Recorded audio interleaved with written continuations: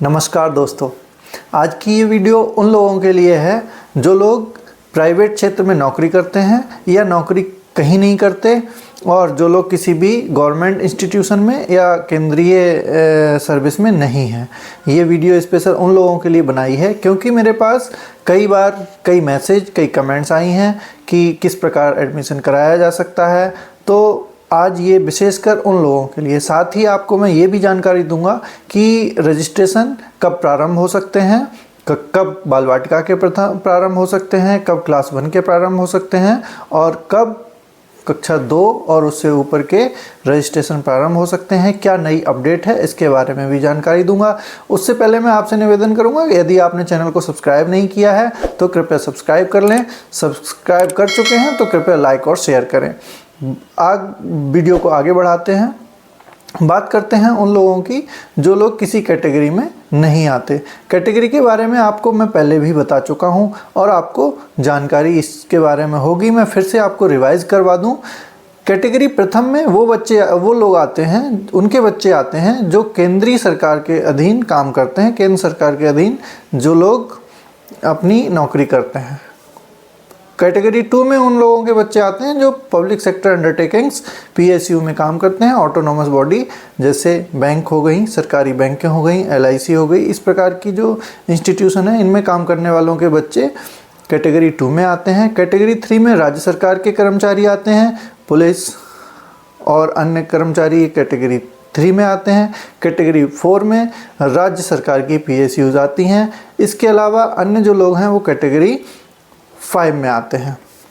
इसी प्रकार जो विद्यालय IIM, IIT या एम्स वगैरह में स्थित हैं तो ये कैटेगरी 5 तक पहुंच जाती है, और कैटेगरी 1 में उन इंस्टीट्यूशंस में जो कर्मचारी हैं उनके बच्चे कैटेगरी 1 में आ जाते हैं, बाकी के एक कैटेगरी पीछे चले जाते हैं। इस प्रकार जो कहीं नहीं है उनके बच्चे कैटेगरी 6 में आते हैं। इस प्रकार आपको कैटेगरी के बारे में अपनी जानकारी हो गई होगी। अब बात करेंगे रजिस्ट्रेशन के समय। मैं आपको साथ ही ये भी बता दूं कि रजिस्ट्रेशन के समय सबसे बड़ी गलतियां कैटेगरी सिलेक्शन में ही होती हैं। क्योंकि जब किसी साइबर कैफ़े के द्वारा या आप खुद कुछ भी कैटेगरी सिलेक्ट करके रजिस्ट्रेशन कंप्लीट कर देते हैं, आपके पास फ़ोन आता है कि आपका एडमिशन हो गया है। जब आप डॉक्यूमेंट वेरिफिकेशन के लिए जाते हैं तो पता चलता है कि आपने तो कैटेगरी ही गलत सेलेक्ट करी थी और आपका एडमिशन वहीं कैंसिल हो जाता है। इस प्रकार समय ख़राब हो जाता है और सबसे बड़ी गलती यहाँ पर होती है, तो इस चीज़ का विशेष ध्यान रखें। साथ ही आपको डॉक्यूमेंट्स भी मैं पहले बता चुका हूँ, आपको मैं पुनः बता दूँ। आप अपने बच्चे का बर्थ सर्टिफिकेट, बच्चे का आधार कार्ड, एक चलता हुआ मोबाइल नंबर और एक ईमेल ID बनवा कर रखें। साथ ही आप अपना इनकम सर्टिफिकेट, एड्रेस प्रूफ और एक एफिडेविट, जिसमें अगर आप RT कोटा के थ्रू भर रहे हैं तो एक एफिडेविट जिसमें ये जानकारी हो कि घर से विद्यालय की दूरी आपकी 5 किलोमीटर से, यदि आपका विद्यालय शहरी क्षेत्र में है, और यदि आपका विद्यालय ग्रामीण क्षेत्र में है तो यह दूरी 8 किलोमीटर से अधिक नहीं है। इसका आपको एक डिक्लेरेशन देना पड़ता है। ये केवल RT कोटा वालों के लिए है, अन्य लोगों के लिए ये गाइडलाइंस नहीं है, दूरी वाली गाइडलाइंस नहीं है। अब हम अपने सब्जेक्ट पर लौटते हैं। बात करते हैं उन लोगों की जो किसी भी क्षेत्र में नौकरी नहीं करते या प्राइवेट क्षेत्र में नौकरी करते हैं। वो सबसे पहले तो अपनी कैटेगरी मतलब जाति के हिसाब से आप अपनी कैटेगरी देख लें। आप SC, ST, OBC इसमें आते हैं या नहीं आते। यदि आते हैं तब आप अपनी कैटेगरी के अनुसार, SC में आते हैं तो SC के अनुसार, OBC में आते हैं non creamy layer, OBC non creamy layer के लिए है, OBC में आते हैं तो OBC कोटा में, और ST में आते हैं तो ST कोटा में आप अप्लाई करें। जब आप कैटेगरी सिलेक्ट करेंगे ऊपर तो उसमें जो प्रायोरिटी कैटेगरी है उसमें अन्य सिलेक्ट करें, और आप कोटा के अंतर्गत अपनी category SC, ST, OBC select करें। आपका फॉर्म गलत नहीं होगा, रजिस्ट्रेशन फॉर्म आपका तो गलत नहीं होगा। वहीं जो पेरेंट्स किसी भी जातिगत कैटेगरी में नहीं आते, अर्थात वो जनरल कैटेगरी के हैं और कहीं भी वो जॉब नहीं करते हैं या किसी प्राइवेट इंस्टीट्यूशन में जॉब करते हैं और बच्चों का एडमिशन केंद्रीय विद्यालय में करवाना चाहते हैं, तो वो अन्य कैटेगरी सिलेक्ट करते हुए RTE कोटा के अंतर्गत अपने बच्चों का एडमिशन करवा सकते हैं। RTE कोटा में 25% कोटा होता है और ये रिजर्वेशन बदला नहीं जा सकता। हर सेक्शन में 25% होता है। केंद्रीय विद्यालय के एक सेक्शन में 40 बच्चों की जगह होती है, अर्थात हर सेक्शन में 10 बच्चे RTE कोटा के अंतर्गत एडमिशन लेते हैं। तो इसमें दिक्कत नहीं है, RTE कोटा के अंतर्गत भी आप बच्चे का एडमिशन करवा सकते हैं। इसके लिए कुछ गाइडलाइंस हैं जिनकी जानकारी आपको बहुत ज़रूरी है, आप बने रहिए। आपको बताते हैं, अगर आप RTE कोटा के अंतर्गत, केवल RTE कोटा के अंतर्गत आप एडमिशन कराना चाह रहे हैं, तब आपके घर की दूरी 5 किलोमीटर होनी चाहिए और आप अगर ग्रामीण क्षेत्र में आपका विद्यालय है तो वह दूरी 8 किलोमीटर तक हो सकती है। इसका डिक्लेरेशन आपको देना पड़ता है। कुछ लोग ये पूछ रहे थे कि हम कैसे पता लगाएंगे कि हमारे घर की दूरी इतनी है। देखिए, आजकल तो गूगल मैप है, आप गूगल मैप से लगा सकते हैं। गूगल मैप रास्ता बताता है और 100-200 मीटर ऊपर नीचे, क्योंकि ये दूरी रेडियस दूरी मानी जाती है, तो ये आप अंदाज़ा लगाकर आपको डिक्लेरेशन देना पड़ता है। कोई नापने नहीं आता वहाँ से, ये ध्यान रखना है। लेकिन इतनी ज़्यादा ऐसा नहीं होना चाहिए कि 20 किलोमीटर है आप 5 किलोमीटर का डिक्लेरेशन दे रहे हैं।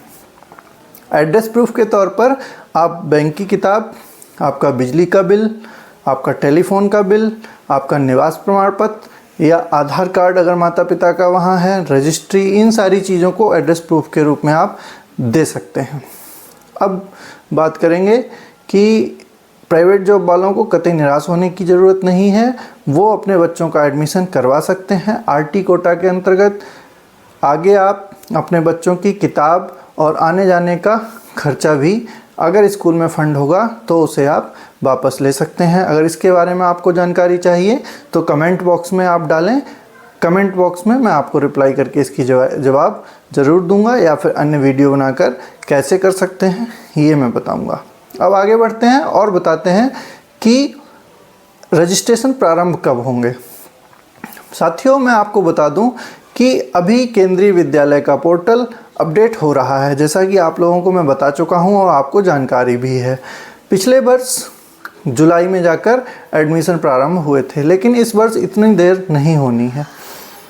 इस वर्ष, पिछले वर्ष जुलाई तक हुए थे, ऐसे मान के चलिए।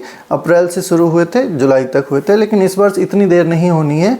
इस वर्ष 20 फरवरी के आसपास क्लास 1 का नोटिफिकेशन आना संभव है और उसके बाद बाल वाटिका का नोटिफिकेशन आ सकता है, जो कि मार्च के प्रथम सप्ताह में भी संभव है। अधिक संभावना यही है कि बाल वाटिका का मार्च के प्रथम सप्ताह में या द्वितीय सप्ताह तक आ जाएगा।